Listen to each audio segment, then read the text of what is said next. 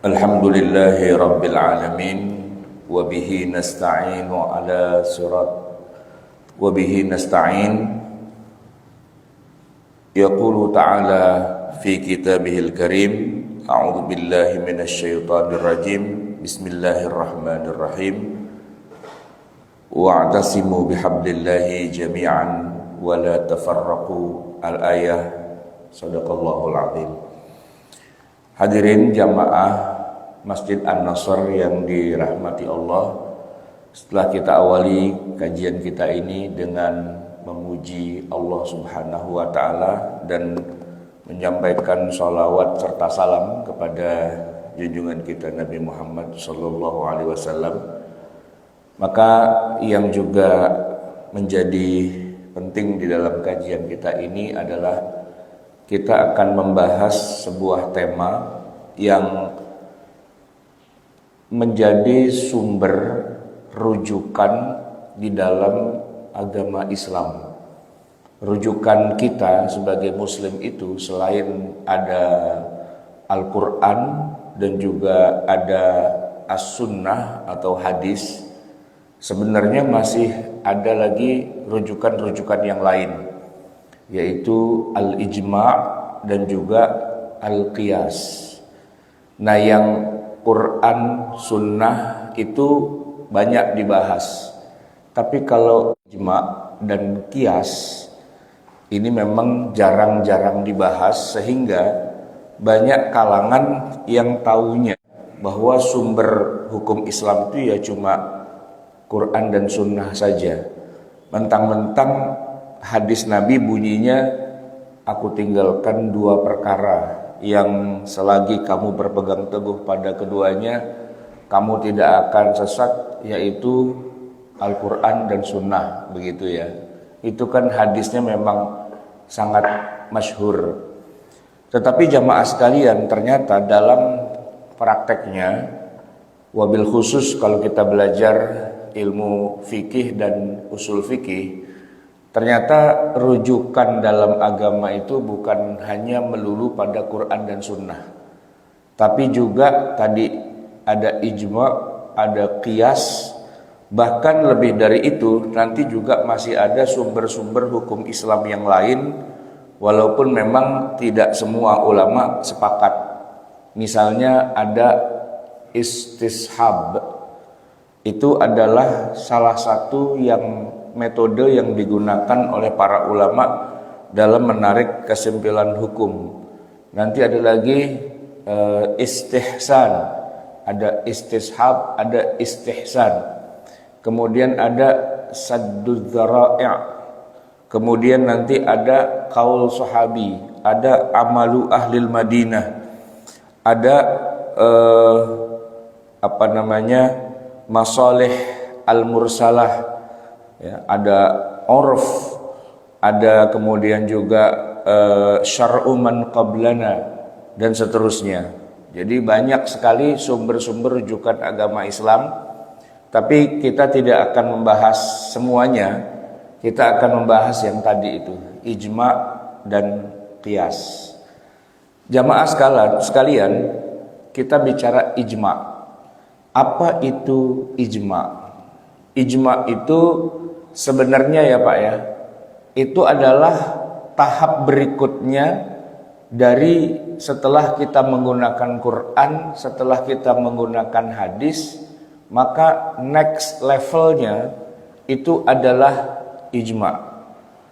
Nah, dibilang next level karena begini, ketika para ulama menggunakan Al-Quran sebagai rujukan, sebutlah misalnya membaca satu ayat, bunyinya aula mastumun nisa afalam tajidu ma'an fatayammamu.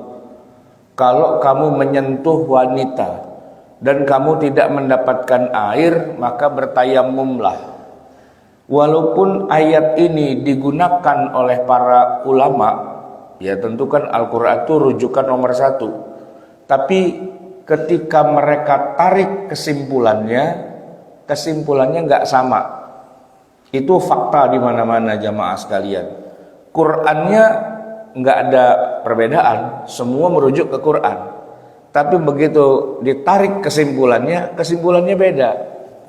Kalau menurut para ulama di kalangan Syafi'iyin, ya, lamastumun nisa itu sifatnya hakiki. Maksudnya kulit ketemu kulit antara laki-laki dan perempuan, ya itu membatalkan wudu selama hubungannya bukan mahram. Ya, kalau sama ibu sendiri sih nggak apa-apa, sama anak perempuan sendiri atau saudari perempuan itu kan mahram, ghairu mustahah. Tapi kalau kepada wanita yang kita boleh menikahinya, ya dibilang bukan mahram, apalagi sudah terlanjur dinikahi, sama aja. Boleh menikahi atau sudah terlanjur dinikahi, maka sentuhan kulit dengan kulit ini membatalkan wudu. Itu para ulama Syafi'iyin itu rata-rata begitu mengatakannya. Nah, tapi ketika para ulama di kalangan Hanafi mengatakan bahwa yang dimaksud dengan lamastum itu bukan makna hakiki, tapi itu adalah makna majaz, ya. Kamu menyentuh wanita itu bukan berarti kulit menyentuh kulit, tapi maksudnya adalah hubungan suami istri. Kamu bercampur dengan istrimu, kamu jima. Nah, habis jima mau mandi janabah nggak ada air, maka gantinya adalah tayamum. Satu ayat dipahami dengan dua kesimpulan yang berbeda, dan yang menyimpulkan adalah expert. Ya, kita nggak bisa bilang yang benar yang mana, yang salah yang mana. Enggak, bukan makom kita untuk memperdebatkan mana yang benar mana yang salah. Tapi faktanya begitulah, pecah dua umat Islam, ya. Di kalangan ulama mazhab Syafi'i, ayat itu mengatakan bahwa sentuhan kulit itu batal. Sementara Hanafi mengatakan ayat itu tidak bermakna sentuhan kulit, tapi itu adalah hubungan suami istri. Nah, jamaah sekalian, walaupun sudah pakai ayat Quran, tapi mungkin saja kesimpulannya beda. Nah, kalau sudah begitu, bukan Qurannya yang bermasalah, tapi ya metode atau khilafiyahnya itu yang jadi masalah. Qurannya tidak masalah. Nanti begitu juga ketika menggunakan hadis Nabi, hadis ya Pak, sahih hadisnya, nggak ada masalah kalau masalah sahihnya. Cuma walaupun sama-sama menggunakan hadis yang sama, yaitu hadis yang sahih, tapi ulama A menarik kesimpulannya A, ulama B menarik kesimpulannya B, bahkan ada ulama C, D, dan seterusnya, dengan hadis yang sama-sama mereka gunakan, tapi kesimpulannya beda. Nah, berarti jamaah sekalian, ayat Quran dan hadis tidak selalu menyatukan. Hasilnya bisa jadi malah pecah-pecah di antara para ulama, gitu ya. Nah, kalau kita ngomongin ini ijma itu adalah ketika para ulama merujuk pada Quran, lalu kesimpulannya tidak ada yang beda. Semua sepakat kesimpulannya itu. Tidak ada satupun di antara ulama yang berbeda tentang kesimpulan dari ayat itu. Itulah ijma. Begitu mereka baca satu hadis itu, tidak ada satupun yang berbeda kesimpulannya. Ya, hadis ini dipakai, ulama A bilang, iya, itu kesimpulannya. Ulama B, iya, itu kesimpulannya. Ulama C, D, dan seterusnya, itu kesimpulannya. Nah, kalau sudah mereka sepakat dengan kesimpulan-kesimpulannya, maka itulah yang dimaksud dengan ijma.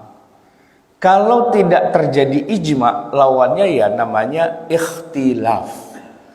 Nah, jamaah sekalian, di dalam ilmu usul fikih, kalau sampai terjadi ijma, maka ijma itu berada pada nomor urut yang ketiga setelah Al-Quran, setelah sunnah, ijma.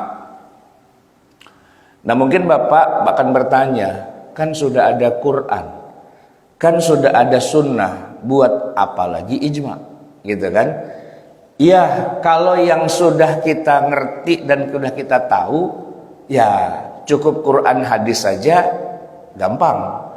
Tapi kadang-kadang, satu masalah itu tidak secara eksplisit terdapat di Quran atau terdapat di hadis, masih harus berputar-putar dulu. Para sahabat itu menyimpulkannya, dan biasanya ayatnya ada saja mereka mengambil kesimpulannya berbeda, apalagi ayatnya tidak ada. Lah itu pastinya pecah-pecah. Tapi jamaah sekalian, kalau sampai terjadi semua sahabat, ya, semua ulama, walaupun ayatnya remeng-remeng, walaupun hadisnya nggak terlalu pas banget, tapi kok mereka bisa aklamasi, wah itu luar biasa. Dan kita seluruh umat Islam terikat dengan hasil aklamasinya itu. Kita harus masuk ke alam nyata. Contohnya Pak, ya, contoh ijma. Begini Pak, waktu Nabi Muhammad Shallallahu Alaihi Wasallam wafat, ya, ternyata masih banyak persoalan-persoalan yang belum terselesaikan. Jadi masih meninggalkan warisan masalah yang harus diputuskan oleh kaum muslimin. Nah, sehingga kalau merujuk kepada Quran misalnya atau merujuk kepada hadis, udah pasti nggak akan ketemu jawabannya. Sehingga para sahabat saat itu harus rapat, harus berembuk, harus menyepakati hal-hal yang tidak ada Rasulullah di situ. Nah, untuk pertama kali terjadi ijma tanpa adanya Rasulullah Shallallahu Alaihi Wasallam itu adalah ketika mereka menyepakati siapa yang menjadi khalifatu Rasulillah, siapa yang menjadi pengganti kedudukan Nabi Muhammad sebagai pemimpin tertinggi umat Islam. Memang awalnya belum terjadi ijma, karena begitu Nabi wafat, Umar malah sibuk mengkonter informasi wafatnya Nabi. Umar bilang, siapa-siapa yang mengatakan Nabi Muhammad itu meninggal, sini saya penggal kepalanya. Nabi itu tidak meninggal, kata Umar. Dia hanya sedang dipanggil oleh Allah, sebagaimana Nabi Musa dulu pernah dipanggil oleh Allah naik ke atas bukit Tursina 40 malam. Dia bermunajat pada Allah untuk menerima Taurat.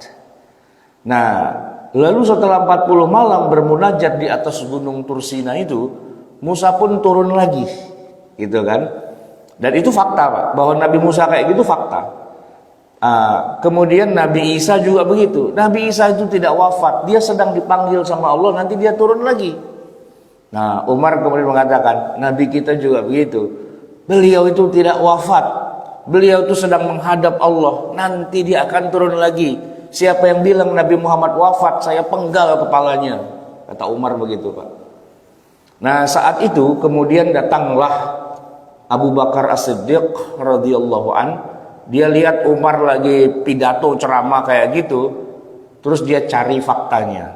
Beliau masuk ke dalam kamarnya putrinya Aisyah, karena Nabi wafatnya di kamar putrinya Abu Bakar. Maka Abu Bakar dikasih izin masuk ke situ dan melihat jasadnya Nabi sudah tergeletak tak bernyawa.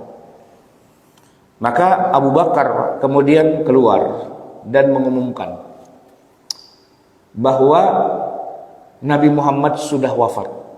Bertentangan dengan Umar. Umar bilang, yang bilang Nabi Muhammad wafat, saya penggal kepalanya. Tapi Abu Bakar bilang, Nabi Muhammad sudah wafat. Kan kontradiktif kan? Umar mau cabut pedang, ya Abu Bakar. Nggak jadi dia Pak. Kalah level Pak, gitu ya. Mungkin kalau yang ngomong begitu Bilal dilibas juga tuh Pak sama Umar. Tapi karena Abu Bakar, dan Abu Bakar keluarin dalil.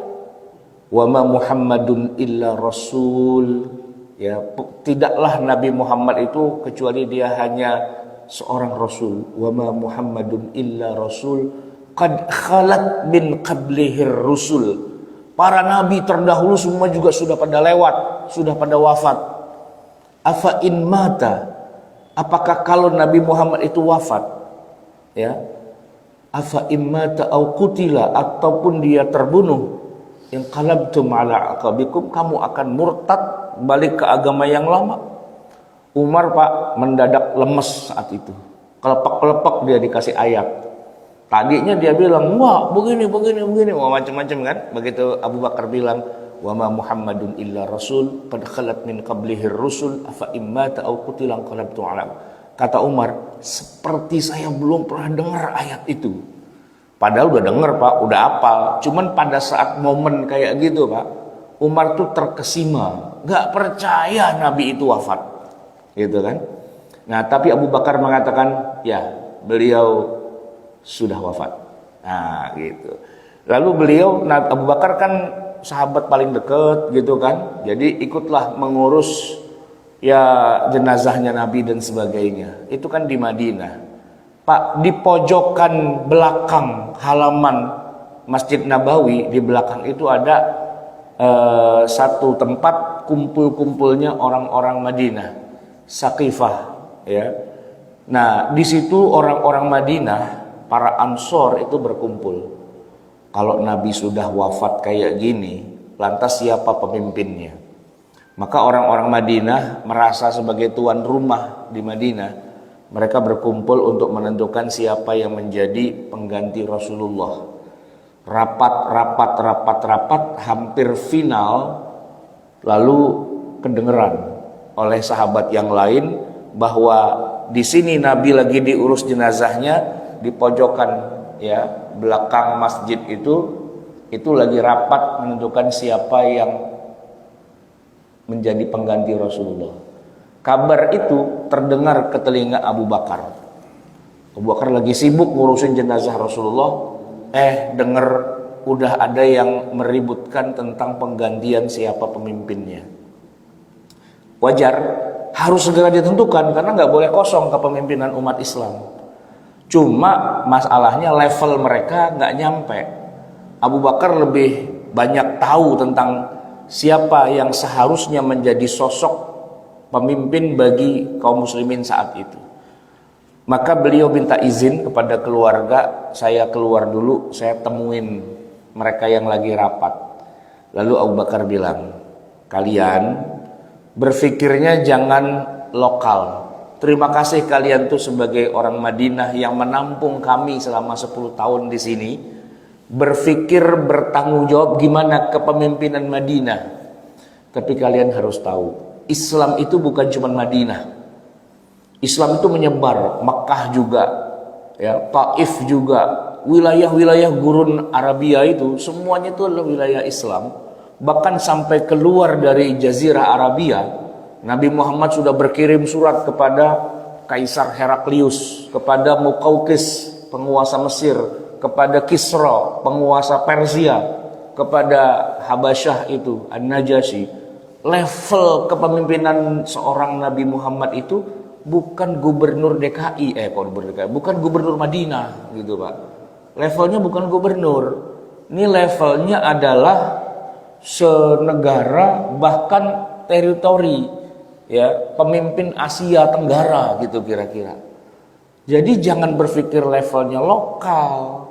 Nah, gimana pikirin siapa yang menjadi pemimpin yang bisa diakui oleh setidak-tidaknya oleh seluruh bangsa Arab dulu deh.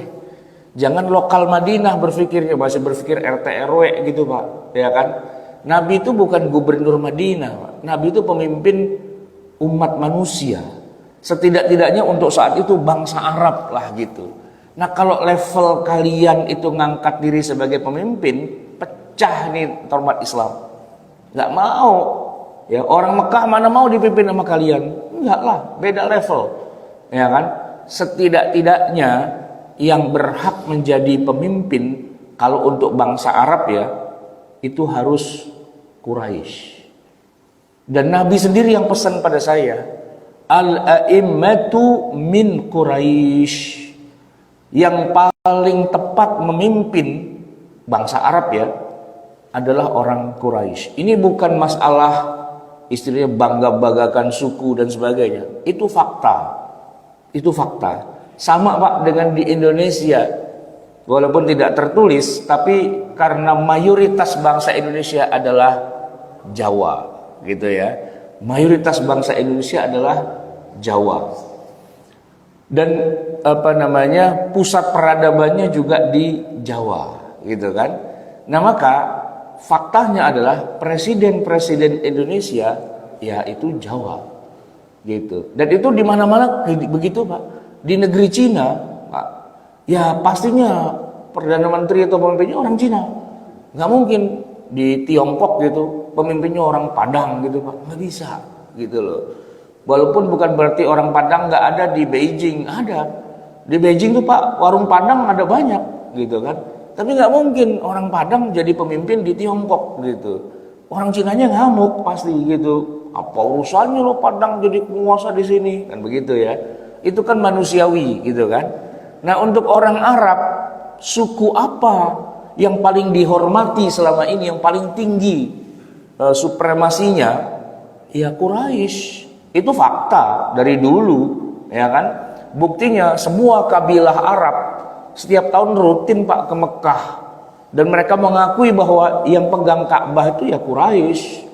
Sudah fakta itu. Jadi setidak-tidaknya minimal orang Quraisy lah. Jangan kalian yang orang Madinah tiba-tiba pengen jadi khalifah. Jangan begitu, kata Abu Bakar. Dan itu petunjuk dari Nabi, al-a'immatu min Quraisy, gitu kan. Pada nangis tuh Pak orang-orang Madinah. Waduh, kita nyesel banget ya Abu Bakar. Ya, tapi itu karena kita pingin umat Islam tuh tetap ada pemimpinnya. Jadi ya kita berpikirnya memang masih lokal kedaerahan, tapi terima kasih Anda sudah mengingatkan kami. Iya, harus orang Quraisy gitu Pak. Nah, barulah kumpul tuh para sahabat yang Quraisy itu udah kumpul. Ya kan? Datanglah Utsman bin Affan, Quraisy dia, ya kan? Datanglah Umar bin Khattab, Quraisy dia. Sa'ad bin Abi Waqqas, Quraisy itu pada kumpul datang gitu. Kata Abu Bakar, "Nah, ini udah banyak nih Quraisynya. Yuk kita pilih siapa di antara yang Quraisy ini yang kita angkat menjadi Khalifatul Rasulillah," gitu kan. Nah, saat itu Abu Bakar bilang, "Umar, angkat tanganmu biar aku baiat dirimu menjadi Khalifatul Rasulillah." Umar Pak yang disuruh. Kata Umar, "Ya udah saya angkat, tapi saya yang baiat Anda." Gitu. Dibaiatlah Abu Bakar oleh Umar dan diikuti oleh yang lain. Iya Pak, secara Quraisy Abu Bakar Quraisy pastinya, ya kan? Tapi secara keilmuan, secara senioritas semua paham. Paling senior di antara mereka adalah Abu Bakar. Dia yang selalu nempel sama Nabi. Nabi beberapa hari sholat jamaah absen, nggak bisa ngikutin karena sakit. Abu Bakar lah yang kemudian disuruh secara khusus. Bahkan ketika Abu Bakar sendiri lagi sibuk ada urusan, Bilal bingung, Abu Bakar mana? Nabi lagi sakit, Abu Bakar nggak ada. Terus dia istihad aja gitu. Siapa nih ya yang suruh jadi imam? Cuman imam sholat 5 waktu, Pak. Siapa aja juga bisa kan? Tapi ternyata Nabi tidak berkenan ketika yang orang lain yang gantiin Abu Bakar. Kok bukan Abu Bakar sih yang gantiin? Gitu. Diprotes sama Nabi. Nangis-nangis tuh Bilal. Mohon maaf ya Rasul gitu. Abu Bakar saya cariin kagak nemu. Ya cari kayak gimana gitu. Pokoknya Abu Bakar suruh gantiin gitu Pak. Nah, segala isyarat tentang itu kemudian menjadikan dalil pada para sahabat bahwa memang orang yang paling tepat itu adalah Abu Bakar. Nah, jamaah sekalian, begitu Abu Bakar disalami itu maksudnya ya kalau bahasa kita kalau disumpah gitu ya, jadi khalifah atau pengganti Rasulullah, itulah ijma'nya umat Islam pertama kali. Ajma'al muslimuna anna khalifata Rasulillah sallallahu alaihi wasallam al-ula huwa Abu Bakar. Telah berijma' seluruh kaum muslimin bahwa penggantinya Rasulullah sallallahu alaihi wasallam adalah Abu Bakar. Jadi semua berbaiat pada Abu Bakar, ya kan? Nubayyi'ukum 'ala sam'i wa ta'ah. Kami membaiatmu untuk mendengar dan taat. Ya, untuk dengar perintah Abu Bakar dan taat gitu. Apapun yang diperintah sama Abu Bakar, sami'na wa ata'na. Nah, itu Pak, tidak ada satupun sahabat yang oposisi, nggak ada Pak. Nggak ada. Dalam syariat Islam, dalam sirah nabawiyah, 4 khalifah itu tidak ada oposisinya Pak. Semuanya aklamasi dan nggak perlu ada quick count, itu nggak ada Pak. Ya, nggak ada kemudian ada survei gitu, lembaga survei itu melakukan wah kayaknya yang menang Abu Bakar nih, ya, Umar gimana, dan semuanya sepakat ya udah Abu Bakar. Jadi Pak, pemilu ya kalau bahasa kita di berbagai negeri itu kan selalu melahirkan apa keributan-keributan, nggak pernah sampai pada titik yang sepakat gitu ya. Yang unik nih Pak, anugerah, benar-benar anugerah. Ketika Rasulullah wafat, terus Abu Bakar itu jadi khalifah, itu Pak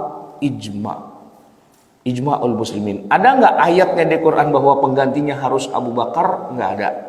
Ada nggak di dalam hadis bahwa Nabi mengatakan ntar kalau saya udah nggak ada yang jadi pemimpin Abu Bakar ya lu pada taat dah gitu? Ada nggak hadis begitu? Nggak ada.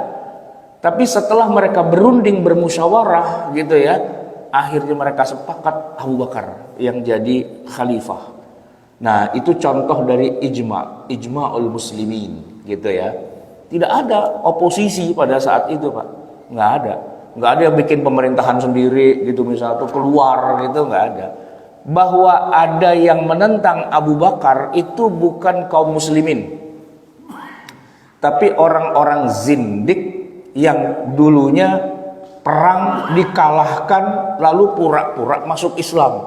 Nah yang begitu-begitu ada tuh Pak, yang tidak mau dipimpin sama Abu Bakar, tapi bukan di Madinah gitu. Itu di pinggir-pinggiran Arab sana Pak. Ya, Jazirah Arabia begitu luas, di pinggir-pinggiran orang-orang yang dulunya menganut agama Persia, agama Majusi, Zoroaster apa segala macam, itu waktu perang gedebak pada kalah itu Pak. Dan mereka pada pura-pura masuk Islam gitu ya. Nah, begitu tahu Nabi Muhammad wafat, mereka pada murtad. Maka jamaah sekalian, program pertama Abu Bakar adalah perang, angkat senjata, mengirim pasukan untuk menghabisi mereka-mereka yang pada murtad-murtad itu. Nah, Harbur Riddah itu di ensemble the war oleh Abu Bakar, dan seluruh kaum muslimin ikut dalam perang itu untuk menghabisi orang-orang yang pada murtad-murtad itu. Seluruh kaum muslimin itu ikut Pak. Semuanya pada pengen menunjukkan ketaatan pada Abu Bakar. Ini kita punya pemimpin baru, Rasulullah wafat, penggantinya adalah Abu Bakar. Perintah pertama Abu Bakar, berangkat perang. Hajar tuh yang pada murtad-murtad itu, berangkat Pak. Ya kan, semua sahabat itu yang biasanya nggak kemana-mana pada ikut perang. Harbur Riddah. Nah, kelompok-kelompok yang pada murtad itu juga sebagiannya nggak murtad dalam arti keluar agama Islam, tapi mau mencoba nego. Kami kalau di zaman Nabi Muhammad setiap tahun setor zakat kami kepada Rasulullah. Tapi Rasulullah itu sudah nggak ada. Setoran berhenti dong, gitu. Kan yang ada adalah bukan Nabi, bukan Rasul. Itu kan cuman penggantinya doang. Kalau Nabi Muhammad yang jadi pemimpin, kita setoran. Zakat itu kita setor ke Madinah. Tapi berhubung nabinya sudah nggak ada, hanya cuman badalnya doang, Abu Bakar, kita stop, udah nggak setor lagi. Nah di situ Pak, Abu Bakar mengeluarkan fatwa, ya, fatwanya tegas gitu. Zakat itu bukan urusan setar-setor. Zakat itu adalah bagian utuh dalam syariat Islam.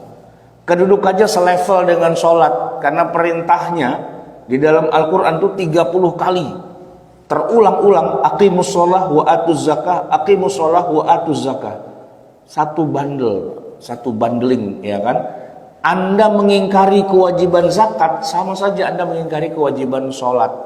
Maka Abu Bakar keluarkan fatwa, kelompok-kelompok yang tidak mau bayar zakat, mereka itu kafir, halal darahnya, kita angkat senjata, kita serbu. Umar protes, Abu Bakar Dulu di masa Nabi, kaum itu memang kafir. Tapi setelah melalui proses panjang, akhirnya mereka mau masuk Islam, baca syahadat. Bukan hanya bersyahadat, mereka juga sholat. Bahkan mereka juga bayar zakat. Baca syahadat, sholat, zakat. Gimana bisa mereka itu tetap masih sholat, tetap masih syahadat, cuman nggak bayar zakat doang? Kok Anda mengatakan mereka kafir? Itu gimana ceritanya? Umar protes, ya kan? Nah, Abu Bakar menjawab, itu semua satu level. Syahadat, sholat, zakat, itu satu bundling. Satu mereka ingkari, sama dengan mengingkari semua. Demi Allah, seandainya mereka tidak mau setor anak kambing zakatnya, gitu ya, saya akan angkat senjata dan akan saya habisi semua mereka dengan peperangan, gitu kan? Umar langsung kaget. Serius nih Abu Bakar, serius, bener Pak. Nah itu ijma yang kedua, ya. Ijma yang kedua, memerangi orang yang murtad dan tidak mau bayar zakat. Itu satu paket Pak. Murtad, ya, keluar dari agama Islam, atau dia nggak bilang murtad tapi saya nggak mau bayar zakat, sama aja, serbu. Jadi pasukan-pasukan tuh disiapkan oleh Abu Bakar. Pak Abu Bakar tuh orangnya kurus, ya, lembut banget, ya, ramah banget sama orang. Nggak yang model kayak Umar yang sedikit-sedikit ajak perang, ajak berantem gitu. Abu Bakar tuh orangnya lembut banget. Tapi begitu mendengar ada yang murtad, keluar tuh tanduknya, Pak. Langsung dia perintahkan para jenderal, ya kan, ayo kejar sana, kejar. Pasukan-pasukan muslimin tuh bergerak menghabisi orang-orang murtad dan tidak mau bayar zakat. Istilahnya harbur riddah, memerangi orang-orang yang murtad. Nah jamaah sekalian, harbur riddah itu adalah ijma kaum muslimin, walaupun diawali dulu dengan diskusi, debat dulu. Tapi setelah perdebatan itu dimenangkan oleh Abu Bakar, seluruh kaum muslimin sepakat dengan itu, ijma, gitu. Jemaah sekalian, namanya perang, ya ada resiko menang kalahan, dan ternyata dalam perang itu banyak juga yang kalah itu, ya. Bahkan kelompok-kelompok yang katakanlah dulunya di masa Nabi pura-pura masuk Islam, sekarang pada keluar, itu ada juga yang kemudian mengaku jadi Nabi. Ada Musailimah Al-Kadzab, gitu ya. Nah itu kata Abu Bakar, itu kafir tuh, halal darahnya, bunuh, gitu. Itu seluruh kaum muslimin Pak ikut perang. Ada salah seorang sahabat Nabi yang nasibnya kesian banget Pak, ya. Dia kafir. Waktu masih belum masuk Islam tuh dia kafir. Entah bagaimana posisinya tuh nggak enak Pak. Waktu udah kafir di dalam perang Uhud, dialah yang membunuh Hamzah, paman Nabi. Namanya Wahsy. Emang mukanya orang Afrika hitam, ya kurang enak dilihat lah gitu ya mukanya. Tapi yang lebih parah tuh bukan mukanya Pak, perilakunya. Karena dia yang merobek-robek dadanya Hamzah, paman Nabi, dan memakannya gitu. Bukan memakannya sih, dia ngerobek kasih makan kepada Hindun gitu ya. Tapi dia yang membunuh Hamzah. Cuman memang masalahnya begini Pak, itu Wahsy pakai masuk Islam segala lagi tuh orang gitu Pak. Masuk Islam dia di masa Rasulullah dan menyatakan asyhadu an la ilaha illallah wa asyhadu annaka ya Muhammad Rasulullah. Siapa nih? Wahsy. Yang bunuh Hamzah, iya. Nabi bengong Pak gitu, pengen gecek palanya masuk Islam gitu kan ya. Jadi Nabi berpaling tuh, kalau lihat wajah Wahsy melengos dia Nabi. Wahsy itu Pak, ya Allah saya udah masuk Islam, Nabi gak mau lihat wajah saya, apa wajah saya jelek begini? Bukan, Nabi kalau melihat muka ente teringat pamannya, ente yang bunuh dia gitu Pak. Jadi tuh seumur-umur Wahsy itu merasa, aduh saya udah masuk Islam, Nabi nggak pernah mau melihat wajah saya. Harus dengan apa lagi saya tebus ini? Dan Nabi sudah wafat. Nah ada perang Harbur Riddah itu Pak, dia dengar ada Musailimah Al-Kadzab yang ngaku sebagai Nabi. Begitu dibuka pendaftaran perang, kata Wahsy, saya ikut Pak. Kejar tuh siapa si Musailimah Al-Kadzab, dan dialah yang berhasil membunuh sang Nabi palsu itu. Keluar Pak dia sebagai hero, ya kan, pembunuh nabi palsu gitu. Kata Wahsy, semoga Rasulullah melihat apa yang saya lakukan, nabi palsu udah saya bunuh gitu kan. Semoga wajah nabi tersenyum kalau melihat saya nanti di akhirat gitu. Jadi antusiasme kaum muslimin atas perintah Abu Bakar itu luar biasa, Pak, dan itu ijma. Memilih Abu Bakar itu ijma, dan mentaati semua perintah Abu Bakar itu ijma. Tapi balik lagi, Pak, resikonya kan perang, yang gugur banyak juga, Pak, ternyata. Beribu-ribu pasukan muslimin dikirim kemana-mana oleh Abu Bakar, yang wafat banyak. Dan masalahnya, Pak, yang wafat itu banyak mereka yang intelektualitasnya tinggi, orang-orang yang sudah dikader oleh Rasulullah sebagai hafiz Quran, itu pada ikut dan pada meninggal, pada syahid itu. Umar setiap baca data, siapa lagi yang meninggal hari ini, siapa lagi yang syahid, Umar pusing, Pak. Kenapa? Ya, para ulama kita pada meninggal, gitu kan. Akhirnya Umar ngadep kepada Abu Bakar. Abu Bakar, bisa nggak ente larang kalau ulama jangan berangkat, yang berangkat yang kroco-kroco aja, gitu. Wah, bisa. Kenapa? Jihad itu paling tinggi, prestisius, Pak. Ya kan, semua pada mau mati fisabilillah itu. Ya kan? Terus gimana dong? Saya khawatir kalau para ulama ahli Quran, ahli qiraat itu semua pada ikut perang dan pada syahid, ini Quran urusannya gimana? Gitu. Ya kan? Tenang Umar, Quran mah tetap dihafal. Kalau masalah hafal gampang, tapi siapa yang betul-betul menguasai berbagai macam qiraat yang ada dan urut-urutannya Quran kayak gimana, itu saya masih khawatir gitu. Akhirnya Umar punya ide begini, Abu Bakar, selama ini kan Rasulullah SAW itu memang memerintahkan setiap ada ayat Quran turun ditulis. Cuman ketika Nabi wafat, itu Nabi mengajarkan bahwa ayat Quran itu bukan berantakan begitu, ada urut-urutannya, mulai dari Al-Fatihah, Al-Baqarah, Ali Imran, An-Nisa, Al-Maidah, itu ada urutannya. Cuman secara fisik kita tuh nggak pegang urut-urutannya, karena Quran itu cuma selembar kulit, sepotong ayat, tapi itu mutaba'tsirah, berantakan. Kata Umar, setidak-tidaknya ya Abu Bakar, perintahkanlah kepada para qurra ini, para ahli Quran, untuk membuat sebuah karya, sebuah naskah yang urut Al-Quran dari Al-Fatihah sampai An-Nas. Jangan cuma di kepala. Nah, dibilang ahli Quran atau dibilang qari di ahli Quran itu, mereka tuh adanya di kepala, Pak. Urutan Quran yang urut itu adanya di kepala. Nah, kalau kepala-kepalanya ikut jihad pada mati syahid, naskah Al-Quran yang utuh nggak ada. Maka kata Umar, saya minta Abu Bakar, tolong buat proyek penyusunan mushaf yang utuh dari awal sampai akhir. Jangan sampai nanti generasi-generasi berikutnya kehilangan ayat-ayat itu. Kan banyak, Pak, 6.236 ayat. Banyak banget itu, Pak.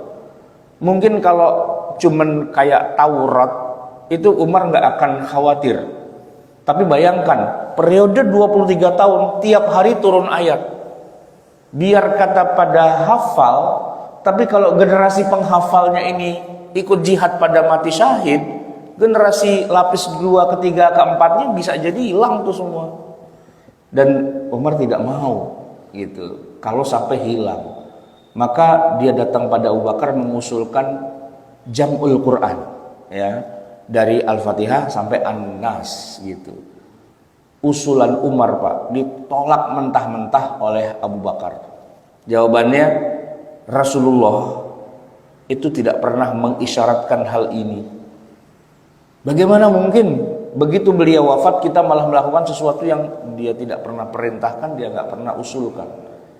Apa kata Umar? Wallahi ya Abu Bakar, hadza khair. Ini pemikiran yang bagus. Memang Rasulullah tidak memerintahkan, tapi coba kita pikirkan faktanya. Kitalah yang menghadapi zaman ini, bukan Rasulullah. Kalau Rasulullah hidup di zamannya, ya dengan segala problem yang ada di zaman itu. Kita sekarang ini ada di zaman kita. Kita lihat kondisinya. Ya contohnya Anda sendiri, Abu Bakar. Rasulullah mana ada perang memerangi orang murtad-murtad, kan nggak ada. Sekarang Anda nyuruh-nyuruh kita perangin orang murtad. Itu apakah bukan ijtihad Anda? Iya sih. Nah, ini juga ijtihad saya. Gitu. Anda perangi mereka, kita dukung, dan itu udah aklamasi, ijma. Tapi resikonya adalah para penghafal Quran itu banyak yang mati syahid. Apa antisipasinya? Itu Pak, kalau zaman sekarang tuh namanya debat capres gitu Pak. Ya, apa yang akan Anda lakukan dengan situasi kayak gini? Gitu. Untungnya Abu Bakar nggak bilang, itu mah pertanyaan receh itu, gitu. Nggak gitu, untungnya gitu kan. Dipikirin juga sama Abu Bakar gitu kan. Besok dah, gitu, ya kan. Nah, besok Umar nanya lagi, gimana Abu Bakar? Makin banyak nih yang meninggal dalam perang Harbur Riddah dari para qurra penghafal Quran. Ayolah. Abu Bakar bilang, sini Umar. Setelah saya pikir-pikir, kayaknya ente bener juga. Nah iya. Ya udah, kalau gitu gimana caranya? Gini. Nabi kan punya para penulis wahyu, jumlahnya 47 orang. Kumpulin semua para penulis wahyu itu, suruh mereka susun dari Al-Fatihah, Al-Baqarah, Ali Imran sampai An-Nas jadi satu bundel. Gitu. Waktu itu belum kertas Pak, masih berupa kulit atau tulang atau batu yang pipih atau pelepah kurma, ada 4 itu. Itu berantakan Pak, nggak ada urut-urutannya itu. Yang tahu urutannya yang pada perang itu. Nah kalau yang pada perang pada mati, urutannya bagaimana nih? Nah gitu kan. Urutannya Pak, daftar isinya tuh belum ada. Jadi ibarat kata orang bikin buku, naskahnya udah banyak. Cuman halaman 1 sama halaman 2 sama ketiga tuh ketuker-tuker gitu kan. Nah itulah tugasnya. Nggak susah sih, nggak usah menulis ulang. Cuman lembaran-lembaran kulit yang berantakan begitu banyak, beribu-ribu itu ngurutinnya gimana? Itu doang sih sebenarnya. Maka Abu Bakar panggil para penulis wahyu, yang paling profesional di antara mereka adalah Zaid bin Sabit. Panggil Zaid, panggil sama Abu Bakar, sama Umar juga. Datang Zaid. Ada apa ya Khalifah? Apakah saya disuruh perang? Enggak. Ente nggak boleh perang. Ente di sini aja. Waduh, saya pengen mati syahid. Nggak bisa. Ente punya jasa yang lebih penting daripada sekedar mati syahid. Kalau ente perang mati syahid, jasanya buat ente doang. Tapi ente nggak punya peranan yang penting buat kaum muslimin. Saya ada satu proyek yang pengen saya berikan pada anda. Anda harus lakukan. Gitu. Apa? Kumpulin ayat Quran, urutin. Gitu. Apa kata Zaid? Mohon maaf Abu Bakar. Gini-gini saya ini penulis wahyu Rasulullah. Sepanjang hidup saya mengabdi pada Rasulullah. Pagi, sore, siang, malam saya bersama Rasulullah. Belum pernah sekalipun beliau mengatakan entar diurutin ya. Belum pernah. Kenapa tiba-tiba Rasulullah wafat dan anda tiba-tiba nyuruh saya ngurut-ngurutin dari awal sampai akhir? Wallahi ini bid'ah. Kata Zaid. Umar enak aja lu bilang bid'ah. Enggak. Di masa Nabi memang belum ada kebutuhannya. Tapi sekarang kalau orang macam ente dan yang lain pada perang, pada mati, generasi berikutnya nggak tahu urutan Quran kayak gimana, hilang itu ayat semua. Mikir dong. Zaid mikir, tar dulu, saya mikir dulu sebentar. Nah udah pikirin, gitu. Besok kesini lagi, besok kesini lagi. Begitu datang Zaid besok, gimana? Iya, saya nggak kepikiran ya. Nah itu dia. Tadinya saya pikir ya. Saya ngikutin Nabi aja, tapi melihat kondisi sekarang bener juga sih, gitu. Pak kemarin tuh Zaid kekeh Pak, nggak mau. Abu Bakar, engkau adalah khalifah, perintahkan saya yang lain saya kerjain, tapi kalau yang ini enggak. Mendingan anda perintahkan Jabal Uhud pindahin dari sebelah sono ke sono, itu saya kerjain. Mindahin Jabal Uhud, gitu. Kata Abu Bakar, buat apa gunung dipindah-pindah? Nggak penting. Ini urutin yang bener, gitu kan? Maka besoknya itu Zaid datang kepada Abu Bakar, ada Umar di situ, siap. Sendiko dawuh kalau kata orang Jawa, kerjain Pak. Itu Pak, sampai akhir hayatnya Abu Bakar 2 tahun kemudian, itu ternyata proyeknya udah selesai Pak. Cuma mengurutkan saja, ini ayat yang pertama, ini ayat kedua, ini ayat ketiga, 4, 5, 6 gitu. Dan semua ayat itu ada di tangannya Zaid.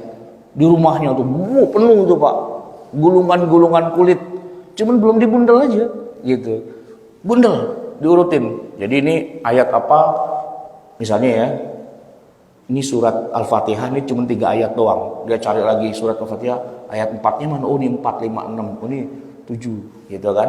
Digabung jadi satu, diikat. Ini Al-Fatihah, satu. Al-Baqarah, nah Al-Baqarah banyak nih Pak, 286 ayat, ribet itu urusannya. Soalnya begini Pak, kadang-kadang ada ayat yang jebakan.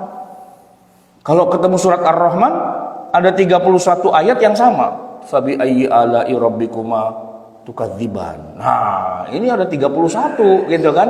Jadi dia cocokin hafalannya, dia cocokin catatannya, dia cocokin lagi sama yang lain. Ini yang mana? Kumpulin lagi sampai sebelum 2 tahun proyek itu selesai dan diserahkan kepada Abu Bakar. Nih hasilnya. Jamaah sekalian, kita hari ini punya mushaf itu rujukannya itu yang dibikin sama Zaid. Yang disusun sama Zaid. Seandainya tidak ada proyek Abu Bakar kepada Zaid, kita nih Pak nggak punya mushaf Al-Quran. Kayak hadis Pak, saya tanya, ada nggak satu buku hadis yang disepakati urut-urutannya? Nggak ada. Bapak buka Sahih Bukhari, daftar isinya tidak sama dengan daftar isi Sahih Muslim. Nggak sama. Berantakan. Ya kan? Apalagi kalau Bapak pernah ikut kajian Sahih Bukhari. Itu Pak, daftar isinya rasanya pengen bongkar ulang gitu. Imam Bukhari gimana sih bikin urut-urutan hadis? Nggak bener. Udah ngomongin hadis ini, ada bab lain muncul lagi hadis itu.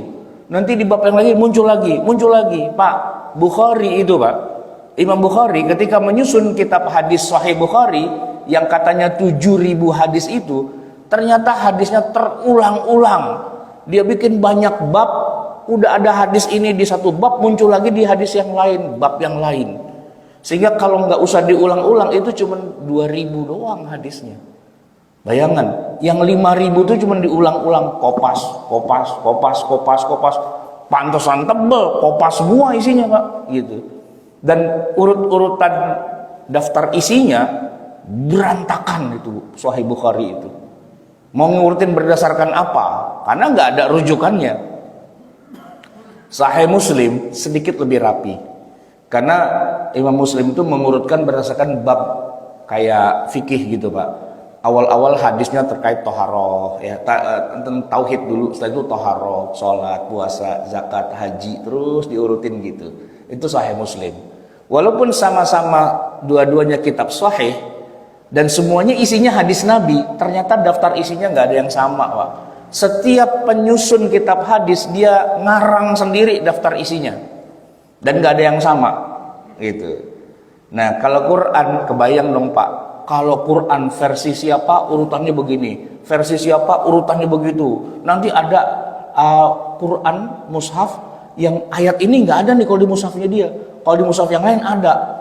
Hancur Pak Islam itu.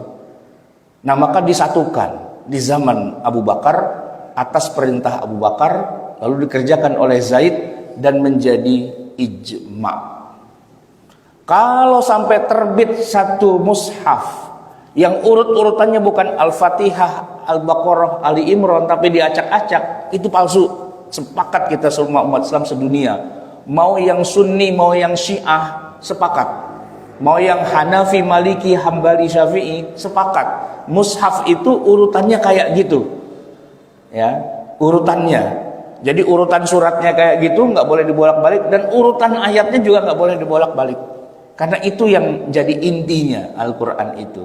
Jadi kalau kita bikin daftar isi berdasarkan surat, suratnya 114. Harus 114 gitu kan. Dan kalau kita buat urut-urutan ayat, walaupun cara menomori ayatnya mungkin beda-beda, tapi urutannya harus kayak gitu. Misalnya gini Pak, Al-Fatihah itu 7 ayat, sepakat. Cuman nanti begini, ada sebagian ulama mengatakan kalau bismillahnya di Fatihah itu bukan bagian dari surat Al-Fatihah, tapi posisi ayatnya ada di situ, bismillah. Nah ayat pertamanya baru Alhamdulillahirabbil alamin. Itu nggak apa-apa, silahkan saja. Tapi jangan sampai ada Al-Quran, ada Fatihahnya, tapi tidak ada bismillahnya. Enggak. Semua mushaf di surat Al-Fatihah harus ada bismillahnya. Terlepas bismillah ini dianggap bagian dari Al-Fatihah atau bukan. Karena disepakati juga semua surat, 114 surat, antara satu surat dengan surat yang lain harus ada bismillahnya di setiap awal ayat, awal surat, bismillah. Tapi bismillahnya itu bukan bagian dari surat itu, tapi di antara keduanya. Itu ijma seluruh dunia, nggak ada perubahan. Cuman kalau masalah menomori, nah itu tidak sampai ijma. Maka penomoran ayat itu bisa beda-beda. Maka kalau kita ditanya berapa jumlah ayat Quran, 6.200. Kalau yang hampir disepakati itu 6.236. Cara menomori aja. Ya kayak Al-Fatihah tadi, Pak. Karena bismillah dianggap bukan bagian dari Fatihah, tapi harus 7 ayat, maka ayat terakhir Siratal ladzina an'amta 'alaihim ghairil maghdubi 'alaihim waladdallin itu 1 ayat. Itu ya, aslinya 1 ayat, tapi kalau bismillah dibuang, maka ayat terakhir dipecah 2. Siratal ladzina an'amta 'alaihim, lingkerin, itu ayat nomor 6, ghairil maghdubi 'alaihim waladdallin itu ayat 7. Cuman di mushaf yang kita kenal di Indonesia enggak. Itu nyambung, Pak. Tapi kalau Bapak ke Afrika, mushafnya kayak gitu. Bismillahnya bukan bagian dari surat Al-Fatihah, maka habis bismillah enggak ada nomor ayat. Nomor ayatnya dimulai dari Alhamdulillahirabbil alamin ayat 1. Nanti siratal ladzina an'amta 'alaihim ayat 6, ghairil maghdubi 'alaihim waladdallin ayat 7. Oke, enggak apa-apa. Itu tidak sampai ijma. Tapi kalau kita nggak kasih nomor, baca aja semua sama dari Bismillahirrahmanirrahim sampai waladdallin, gitu ya. Itu ijma. Siapa-siapa yang menentang ijma, dia keluar dari agama Islam. Gitu, Pak. Jadi ijma itu kedudukannya tinggi banget, Pak. Ya, sudah tidak ada khilafiyah karena yang namanya ijma, ya ijma, tidak ada perbedaan pendapat. Gitu. Nah, maka kalau kita pernah mendengar katanya ada kelompok Syiah di mana punya mushaf yang nggak seperti kita, udah pasti kafir, Pak. Nah, cuman pertanyaannya gini, emang ada? Isunya ada, cuman faktanya itu nggak ketemu. Guru saya sendiri nih, Prof. Agil yang suka ngisi kajian di sini, beliau berkali-kali ke Iran. Sebagai ulama Quran kan beliau sering diundang kemana-mana. Ke Iran, beliau bilang, cariin saya mushaf yang katanya kalian punya mushaf sendiri itu, mana? Gitu loh. Nggak pernah dikasih, Pak. Sampai akhirnya beliau merasa itu bohong aja kali gitu. Karena kalau emang sampai beneran ada mushaf yang tidak urutannya nggak kayak kita, ya itu bukan Quran gitu, bukan Quran. Dan ijma itu nanti diulangi lagi di zaman Khalifah Utsman bin Affan. Di mana? Nah, ini, Pak. Kalau di zaman Abu Bakar kan dia udah buat 1 tuh ya. Itu kan mushaf standar tapi disimpan sama Abu Bakar. Tidak di-share kepada masyarakat. Cuman buat standar doang. Kalau ada apa-apa tinggal merujuk ke situ. Tapi yang beredar di tengah para sahabat, mushafnya belum seperti yang dibikin sama Zaid, belum. Para sahabat tuh punya mushaf sendiri-sendiri karena mereka kan hidupnya di masa Nabi. Setiap ayat Quran turun, mereka catat. Tapi ketika mereka catat, Pak, urut-urutannya berdasarkan tartib nuzuli, bukan sebagaimana tartib yang ada di mushaf. Jadi mereka baca Quran yang mereka tulis dengan tangan mereka di hadapan Nabi itu urutannya masih nggak benar. Urutannya masih ikut urutan waktu turunnya. Dan itu beredar di tengah para sahabat di zaman Abu Bakar, di zaman Umar. Nah, di zaman Utsman, Pak, itu semua dihabisi. Tidak boleh lagi ada sahabat yang punya mushaf pribadi. Semua yang kalian pernah tulis di masa Nabi setor, bakar. Tidak boleh ada mushaf pribadi. Nah, waktu itu ada sahabat yang sangat senior, Abdullah bin Mas'ud radhiyallahu anhu. Cuman Abdullah bin Mas'ud tinggalnya nggak di Madinah. Di zaman Umar dia disuruh berangkat ke Kufah.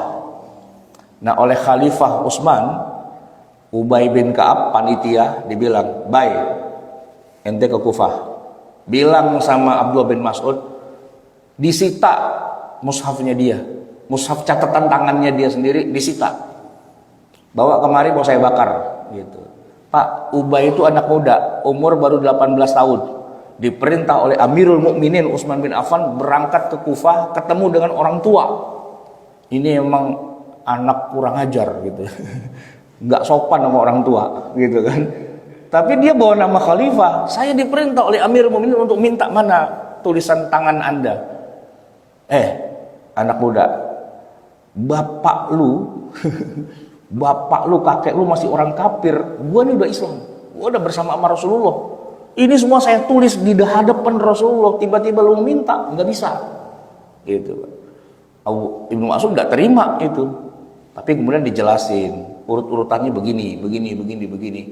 Abdullah bin Mas'ud bilang, oh gitu, ya udah nih saya kasih, kirimin salam saya kepada Khalifah Utsman, sam'an wa ta'atan, ini koleksi saya, bawa, silakan mau diapain, mau dibakar. Jadi kita udah nggak pakai yang koleksi kita nih ya, nggak, udah ada mushaf standar dari Amirul Mukminin, mushaf Utsmani, yang disusun berdasarkan apa yang tadi disusun oleh Zaid bin Sabit di masa Abu Bakar. Mohon maaf, sini kumpulin, bakar semua itu Pak. Nerima Abdullah bin Mas'ud, tapi kalau ngomongnya kurang bagus, awalnya dia bereaksi keras dulu, enak aja, bapak lu masih kafir aja, gue udah Islam. Ini kenangan sama Rasulullah, main sabet-sabet aja. Tapi begitulah Pak. Nah, mushaf yang kita punya Pak, itu ijma. Kalau sampai ada orang hari ini punya versi mushaf yang tidak sama dengan mushaf kita itu keluar dari Islam. Ya, itu ijma. Nah jamaah sekalian yang dirahmati Allah, masih banyak ijma yang lain. Saya baru sampai Abu Bakar. Nanti di zaman Umar ada lagi ijma. Banyak tuh kalau Umar ya. Ini spill-spillnya aja nih Pak. Berikutnya ya bocorannya. Sholat tarawih berjamaah di masjid Pak, itu ijma.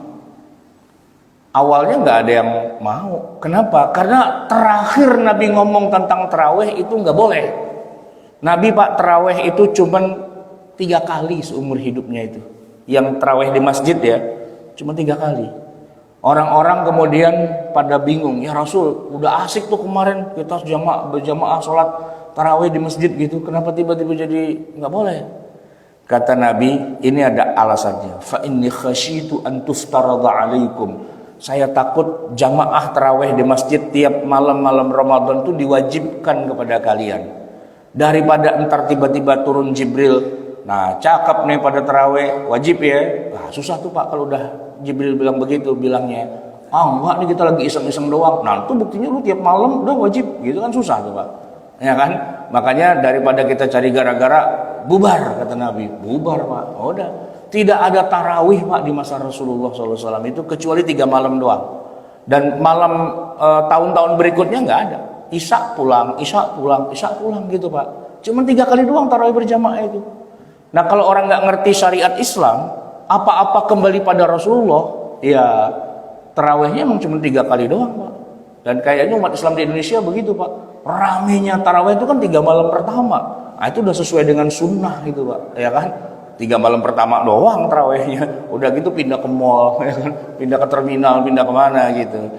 Nah, apakah benar kayak gitu? Ya enggak. Di masa Rasulullah ada ilatnya, karena takut diwajibkan. Sampai akhirnya Rasulullah wafat, ternyata nggak pernah diwajibkan. Nah, di zaman Abu Bakar belum sampai ke situ, karena pikirannya masih yang lebih penting. Di zaman Umar mulai. Kata Umar, yuk kita tarawih lagi kayak di zaman Nabi. Kan mereka kan yang tarawih di zaman Nabi itu masih pada hidup di zaman Umar. Ya udah pada ngumpul lagi di masjid. Mar, ntar malam kita tarawih. Iya. Sip. Wah, pada kumpul di Masjid Nabawi itu kan. Umar tinggal tunjuk Ubay. Imam. Ya kan? Umar bilang, kalau bisa jangan sampai Lebaran datang tapi kita belum hatam. Siap gitu. Ubay kan di kepala aja ada semua aja kan. Nah, sama Ubay dipecah menjadi 30 kali. Quran dibaca jadi 30 bagian, makanya kita mendapatkan 30 juz. Ubay itu urusannya tuh. Gara-gara Umar bilang jangan sampai nggak khatam nih, gitu. Maka sampai hari ini Pak di Masjid Nabawi 1 malam 1 juz, 1 malam 1 juz, 1 malam 1 juz tarawihnya. Pak, tarawih itu disepakati oleh seluruh kaum muslimin sampai hari ini. Ada, walaupun judulnya bukan wajib ya. Judulnya sunnah. Emang Nabi nggak mau diwajibin, judulnya sunnah. Nah, tapi ada juga segelintir orang yang nggak paham dengan konsep ijma. Dia nggak mau Pak sholat ke masjid tarawih itu, karena dia berdalih di zaman Nabi nggak ada sholat berjamaah di masjid. Maka masjidnya dia itu Pak, saya pernah datang ke satu masjid, itu habis isya bubar Pak, pulang, nggak ada jamaah tarawih gitu. Saya tanya sama kiainya, karena kebetulan itu bapaknya teman saya teman kuliah gitu kan, diajak ke pesantrennya dia.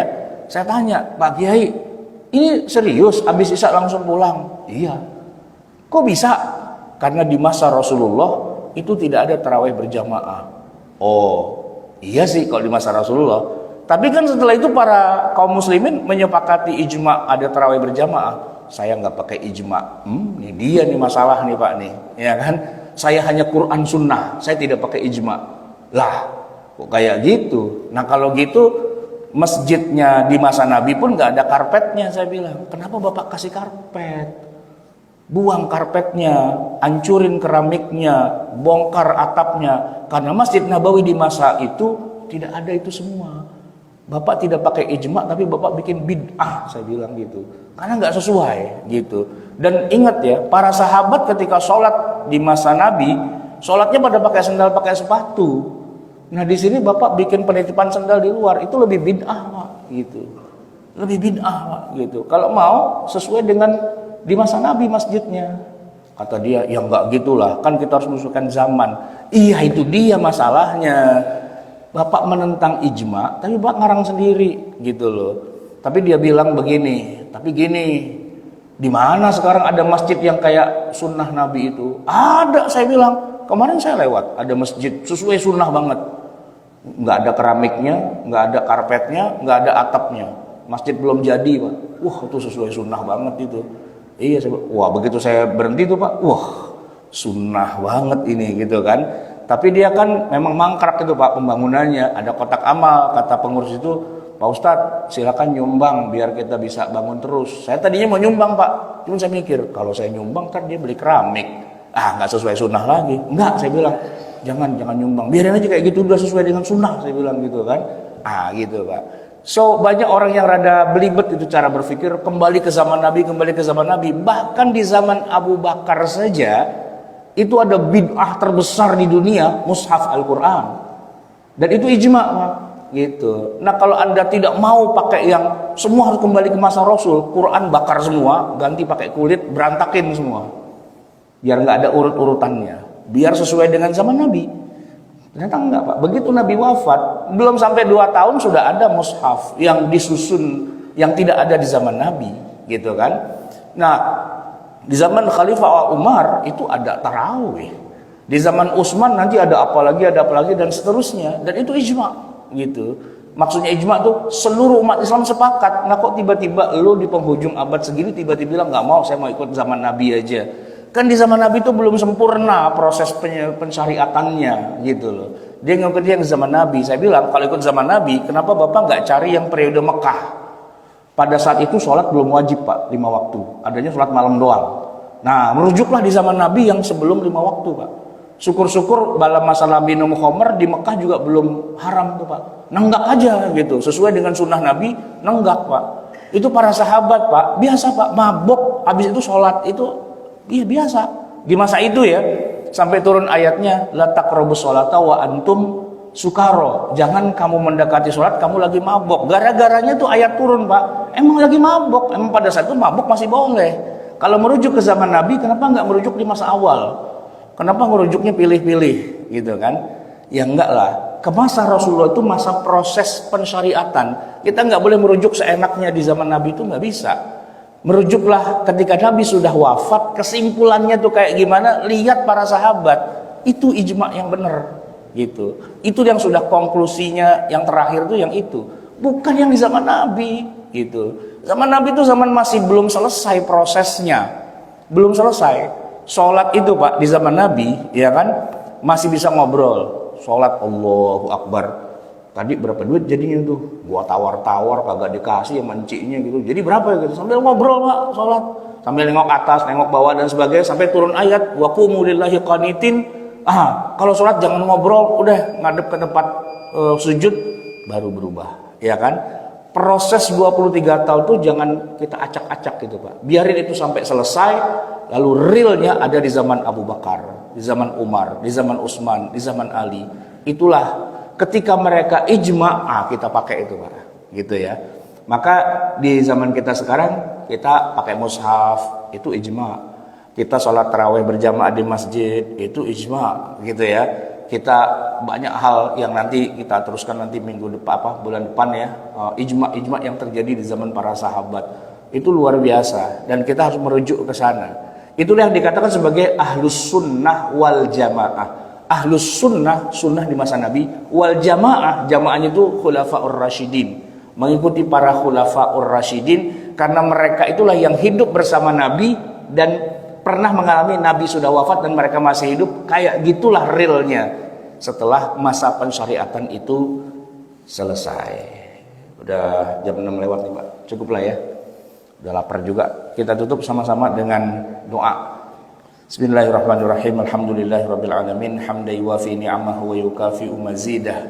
Ya Rabbana lakal hamdu wa lakas syukru kama yanbaghi li jalali wajhika wa li 'azimi sultanik. Allahumma shalli wa sallim wa barik ala sayyidina Muhammadin wa ala ali sayyidina Muhammad. Rabbana zalamna anfusana wa illam taghfir lana wa tarhamna lanakunanna minal khasirin. Rabbana amanna bima anzalta wattaba'na ar-rasula faktubna ma'asy syahidin. Rabbana la tuzigh qulubana ba'da idh hadaitana wa hab lana min ladunka rahmatan innaka antal wahhab. Rabbana atina fid dunya hasanah wa fil akhirati hasanah wa qina adzabannar. Sallallahu ala sayyidina Muhammadin wa ala alihi wa sahbihi wasallam. Subhana rabbika rabbil izzati amma yasifun wa salamun al mursalin walhamdulillahi rabbil alamin. Assalamualaikum warahmatullahi wabarakatuh.